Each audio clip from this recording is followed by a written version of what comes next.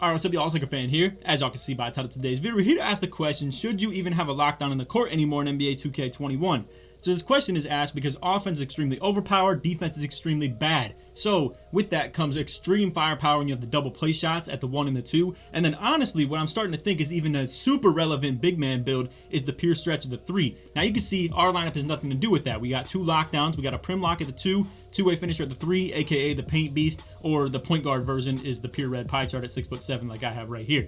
And then at the 1, we have our 1 play shot who's going to be running the offense all day. So like I said, the reason I ask this is because a lineup like this is extremely overpowered when you have this much firepower and you actually use it to its best abilities. And we're going to show that in today's video. We got 2 gameplays for you. Hope y'all enjoy. If you do, for to drop a like, sub if you're new, turn on the noties, all that good stuff. Let's try this 1 to 1K likes in the first 24 hours. And again, you can see all SS1s throughout the board, all 99s and 98s. They got the double play shots with 2 sharp takeovers. You guys get the deal. Now, the reason my title asks this question is you're going to see on the very first play, this is what you're going to run into against double play shots. You have 2 ball handlers that have the ability to run away from the lockdown, and they're going to give the ball every single time to the person that we're defending with the play sharp, and just like that, our versatility becomes irrelevant on defense. Me and AK can't switch like that. I got to head super high. We give up very easy 2s because we can't play sides and drop and stuff like that. AK's versatility on defense is extremely bad, and that's just the pros and cons of having this build, right? He has the play sharp with literally maxed out playmaking, maxed out shooting, maxed out finishing, but has no defense.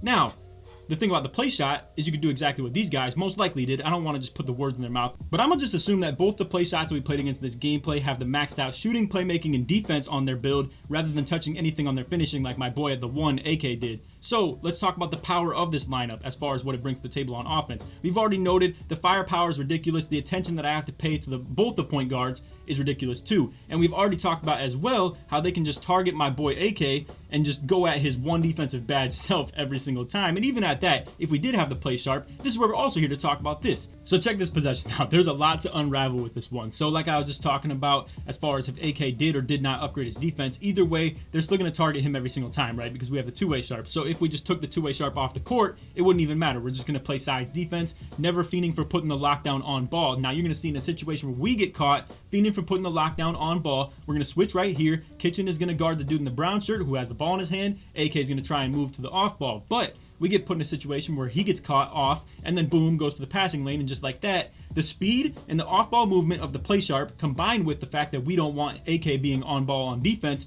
equals him getting targeted off ball as well. So this just becomes a really tough situation, and he could have had a nice little shot right there either way. This wasn't AK's best game either, but like I said, we do have 2 games in this video. Now what I really want to stress right here is the fact that this play sharp still got a 38% contest, right? So just like that, you can still play solid defense with this. And then Kitchen grabs this O-board from the corner and he gets poked. Obviously anybody will lose this ball, but the fact that you can do that with the play sharp instead of having a lockdown go for those steals, it really devalues the lockdowns in the first place. And you can see again, off-ball movement, they get a good shot off right there. If he would have hit that, boom, it's 10-3 and we are down bad. But at the end of the day, he misses it. But somebody who's at the top tier play sharp, right, and isn't going to miss catch and shoots at all off Hall of Fame dime or anything like that with literally 95 3-pointer. That stuff is ridiculous, man. So this portion of the video is where I want to talk about the bigs, and we're going to transition the topic to that. So you guys saw in the intro, I have a 6'7" pure red pie chart. My dude is a point guard, but I line up at the big man spot. The dude on the other team that is obviously at the 3-point line in no man's land right now, he's a 6'9", 6'10", likely something like that. Paint beast, pure red. Where I feel like this pie chart is a bit overrated because if you're gonna sit back all day, not step up very high in the pick and rolls or anything like that, or if your team finds you to be a liability on defense and puts you in the corner on D at that, and you're gonna see they do it in this gameplay as well, then what's the point of making the build in the first place? To be good at rebounding? I feel like if you're gonna sit paint like that all day anyway, a pure green could be super dominant, and then just like that, we can't even double team off him if we're up by a lot. And it's kind of funny I mentioned this because as I speak, they're going to do the exact same thing. So they're putting him in the corner, they're going to play guard sides defense and actually just double team straight up. So this is where my build becomes a little bit of a liability if we're down. So you're going to see I'm just going to roll to the hoop. Obviously they're just double teaming off of me every single time. AK knows that we're down. He knows that we can't just take 2s every single time, especially with the firepower that is on the other team on the offensive end. So he's looking for his 3-pointers and stuff like that. However, he gets put in a situation where they double team just like that. It's a steal. Now luckily he gets a nice little 56% contest right there, but unfortunately I give up an easy rebound. And honestly, that has nothing to do with my height or anything like that. I know a lot of people like to, you know, draw the comparisons and stuff like that when it comes to situations as such, but I feel like I should have just grabbed that. No doubt about it. That was all just my mistake in the first place. And then you can see we get hit with some off-ball defense as well, where I gave up the O board, and just like that, we give up an easy 3. Then we were down 13-6. AK is able to get a 3-pointer up even through the double team and gets it back to 4 points. But even at that, we were in a situation where we're down 7. That is really bad. And really, what we're here to talk about as well is the awful ability to play passing lanes in 2K21 and how it really benefits lineups like this. We've tried to run this lineup in 2K20 where passing lanes were actually pretty good, and honestly, that was the one downfall to it. I felt like we couldn't force the ball toward the non-lock defender because it was really just hard to get the ball around in the air, where we're throwing it back and forth between 2 defenders, and really it was just a bad situation. Now right there, you can see big man gets caught lacking. If you're going to guard corner like that, you got to just commit to it. Do not drop it all. That was all planned. I slipped down the middle. Big man peels off just a little bit, and just like that, gives up a 3 from the corner. But right there, again, off-ball movements, off-ball passes, the fact that he has such a high 3-point rating, the fact that AK has no defensive badges. So once again, you're going to see this exact same defensive strategy where they're going to double team AK at the top. Do not leave the corner like they did the other time because they're up by 6 points. That's 2 possessions if it's all 3-pointers. If you're executing defense properly and only giving up 2-pointers, that's 3 possessions. And really, you should be able to get a score extremely easy with this lineup. So even at that, why give up anything that has potential to be a 3-pointer and just do this exactly right here? We're just going to double team. Now, fortunately, what happens here is I was able to get a little bit of running momentum, and I was able to actually get a Showtime dunk off. That's going to help AK's takeover. But even at that, like I said, we're just down by too much to ever compete with a true pure red inside big. Never are we going to be able to play proper offense when it comes to this situation where we're down by 6 points. That's just never going to work. So you see I get in AK's way. They get the white off. Boom. O board with the long rebound. Just like that. Green. Game over. Now, what would this all result of? Honestly, at one point in time, you could say that we didn't play very well on offense, and we definitely should have been able to. I feel like there were a lot of shots that could have been made in this game. We had a couple turnovers as well, and I just was getting out rebounded on top of that. Now, with their lineup, they were still missing a couple shots, but again, offensive rebounds were a thing. But what it really came down to is the 8 assists. I mean, look at it, man. 8 field goals made, 8 assists. Great off-ball movement, great team involvement. Everybody's shooting pretty well. Now, even if they weren't shooting the greatest, again, these are still 2 builds that have 90-plus 3-pointer. And on top of that, like I mentioned, I feel like this pure red at the big man spot on their lineup is still a liability, just like I am when it comes to offense as well. Now, in the situation where we have the 2 lockdowns, it's at least it makes sense for me to be a pure red because the perk to our lineup of where we have 2 lockdowns is going to provide the versatility on defense to where we can switch everything and be versatile when it comes to that. But in the situation where we're playing the double play sharp, they can just go ahead and give it to our play sharp that's on defense every single time, take our lockdown completely out of the play, and just like that, screw our versatility on defense. It doesn't even matter because then they can just force AK into the pick and roll defense, and now we have no versatility. We got a complete liability on defense in the first place, and I can't even play sides. I got to step up and hedge super high. We're giving up free 2s at the end of the day, really, and you might as well just double team. So what this all comes down to, like I said, is I feel like lockdowns are a bit underpowered in the way that they still struggle to shoot just a little bit. Like the build that Kitchen even has, the 2 right here, if it is fully badged out and everything, is still going to struggle just a little bit when it comes to shooting. I'm not talking like a struggle where you're going to shoot below 50% or anything like that, but I'm just talking a struggle that is going to make it a bit tough to compare to a play sharp playing off ball. And it's a difference too, because Kitchen is just sitting in the corner all day, not moving or anything like that. It does work for our offense as well. But with him sitting in the corner as opposed to the other team where they're moving their play sharp around all day, it makes it so they don't really need a very good defender to be guarding that spot anyway. Now, you're going to see this is a very different story. There is a whole lot more going on in this gameplay. We finally figured out how to defend them. You're going to see, boom, I'm helping around off ball a ton because I know that they're going to target AK every single time. So we're going into the gameplay already knowing that. And you guys are going to see how the course of this gameplay completely changes as opposed to the last one. Because like I said, I have the pure red at the big man spot. It makes it extremely hard to come back on because people can just give up free 2s. As opposed to if I was a pure green or even a red-green where you can get 3-pointer opportunities, but they're not going to be too consistent. Either way, if I move to the corner, nobody's guarding me. So it's about as simple as that. Whereas if we did have a shooter at that big man spot, it'd be easier to climb out of the comebacks. But if you play the game properly and don't give up the 3-pointers on the other end, then we're all good. Now, again, you can see I'm keying in the off-ball defense just a little bit more. I'm going wherever the big man is, essentially, so I'm helping on the on-ball screens and helping on the off-ball screens. Now, you can see right there, he low-key gets open, but I'm able to get a good jump.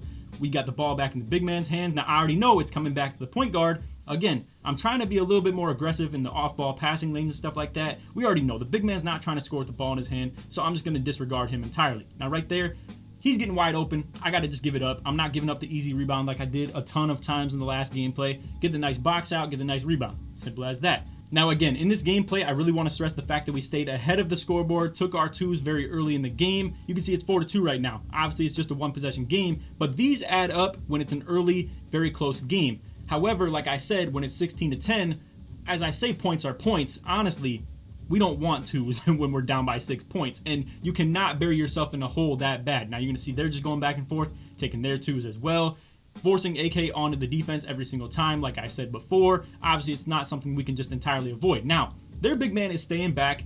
I don't know why, like I said, I don't know why you'd ever go into a defensive game plan doing that exact same thing he's doing where you're just camping paint, not helping. Look at where I'm at. I mean, look at me. Literally, I'm giving up a free two every single time because I'm just trying to make sure that they don't give up threes, but even at that, I'm still way too low. But point is, I'm obviously way higher on the pick and roll defense than their big is in the first place. Now in this possession, you're going to see the big man switch it up a little bit on defense. Obviously, it was a mistake that he made on the last possession, so this time he's going to play super high. I mean, he's all the way to half court, but now, for whatever reason, he just backs up and he's nowhere involved on the pick and roll defense again, and we're getting up 3-pointers, and just like that, now we're up by 5 points. Now, if we wanted to, we could just double team all day and just give up twos, and that's what you're going to see us do a little bit. So it's not an entire double team. I'm not coming out here and literally giving up free twos, but I'm definitely playing extremely high hedge defense to where I'm trying to make sure that nobody's scoring threes. But the thing about their lineup, obviously, like I just said, is they can do on-ball screens, off-ball screens, whatever it is, and get a lot of off-ball movements. It's very hard to just say no threes against off-ball movements. Whereas our offense, where Kitchen's just spotted up in the corner, all they have to do is double team. It's about as simple as that. So you're going to see on this possession, we come out in sides. Kitchen's going to be on the right, I'm on the left. It switches up a little bit. We get a little bit lost when it comes to the sides defense. Either way, we're making sure that we're not giving up threes. It is what it is. And you can see he gets past us, goes for the layup. It is what it is. He's not getting any showtime takeover boost or anything like that. They're not getting an assist. They're not getting any takeover boost, so we're just going to go ahead and give that up any day. Now, you're going to see what they're doing. Now they're playing legitimate sides, and what that allows us to do is where AK could just force it to the big man side, but even at that, defense just sucks so bad in this game to where AK just pushes it straight to the point guard side. He gets the three-pointer up on him. Again, we're up by 6 points. I mean, this is super cake to be able to just like compete with, because now we can just play double teams, go ahead and just, I mean, you see I'm off ball in the defense and stuff like that because they're working the off ball screens. Now I'm up to the on ball D, double teaming the point guard essentially. I'm on ball, Kitchen's on the backside. It is what it is. Like I said, I mean, look at us shutting this stuff down. It's cake. And then Kitchen gets the snag rebound over the big man. Now look, I'm gonna be real. Kitchen was kind of feeling himself right here, had the big man on him. Probably shouldn't be doing this in the first place, but he gets the little speed boost glitch, gets the wide open mid-range up and misses. I mean, look, like I said, it is what it is. Obviously, he shouldn't have done that in the first place, but it's all good. Anyway, point guard comes back on the other side, gets the fading three to go up, greens it. Now we're only up by 3. Now, every lost possession is key. The fact that we didn't score any points on the possession where Kitchen got the steal and was out in transition comes back to hurt us a little bit. Now, I don't know how this big man even poked the ball out on AK in that situation in the first place, but either way, I drift up court, we get the easy 2. It is what it is. Now, on this possession, again, we're here to talk about off-ball defense. I want you guys to watch Kitchen this entire time. Honestly, he might have got caught peeking a little bit and dropped down to the big man on what he thought was going to be a slip, and he might have got dotted. Either way, all I know is this off-ball movement with the double play sharps and stuff like that is just nuts. Now, this big man, he tries to get this little inbound glitch again, gets the reach in on AK. Either way, it is what it is. I kind of understand that he's going to do that every time. That's why I'm drifting up court so high. It's also why I'm going to call out to Kitchen to move from the left corner to the right corner right here, just in case the big man did it again, because I'm trying to get an easy lane to the hoop from this left baseline or side out, whatever you want to call it, that I'm in right here. But either way, he doesn't press up super high in this one. But it does kind of get AK open, draws the help defense down a little bit, if you will. I don't even know if he meant to do that in the first place. Now, this guy right here might have got caught fiending for a 3. Either way, I wasn't ready for the rebound, as you're going to see right here. I was coming up to double team, boom, just like that. He puts up like literally an 88% contest. Again, I wasn't really expecting a little spin back right there. I'm sure Kitchen was, and that's why he was on it really well. Either way, wasn't really expecting to be ready for a rebound in that situation. But I get the poke on the tip pass, get the interceptor, and here's the major key. The heart crusher pops up. Obviously, that's major key for just the fact that obviously that steal didn't really mean anything in the first place, but the fact that it gets them cold, lowers their takeover meter, is super beneficial. So again, look at the scoreboard. Obviously, I'm going to play super high defense. We're going to give up the 2s pretty easily. I'm just watching the off-ball defense as well, and that gets me caught peeking again.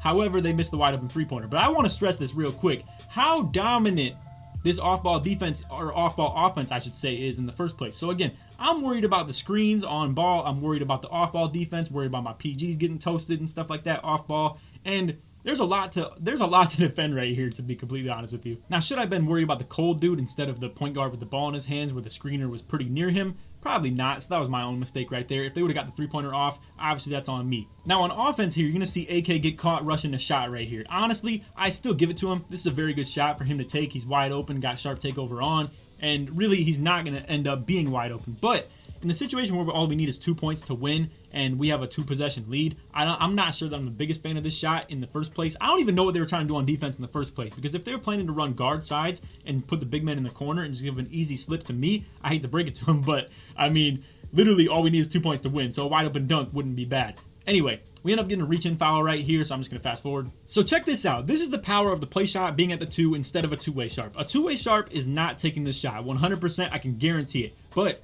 having the play sharp off ball and having 2 of them equals shot opportunities like this, where just like that, catch and shoot, 95 three-pointer, Hall of Fame shooting badges. But either way, we're back on offense with it. You're going to see the big man's playing back a little bit, trying to prevent the 2-pointers, but this PG right here on ball does not stand a chance. About as simple as that. So again, to win with this lineup that they played us with, you have to have the early lead. And the same thing goes for our lineup as well, because when we have an early deficit and we're down, you saw exactly what the problem becomes. We cannot take our 2s that are wide open, and just like that, it compounds the problem because AK gets the turnovers when he's trying to fight the double teams and get the 3-pointers up.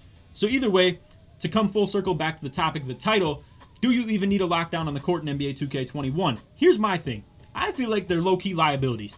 Honestly, when it comes to 3v3 stuff, I feel like 3-pointers rule, and that's just a fact. And any build with defense in it does not have very good shooting. That's just the fact of the matter. You can say, oh, it has Hall of Fame shooting badges and stuff like that, but the best thing you can possibly have is around like literally 80 3-pointer on a two-way sharp. You have any other build where it's like a play sharp, pure stretch, anything like that, where it's 85 plus 3-pointer, 90 plus 3-pointer, even sometimes 95.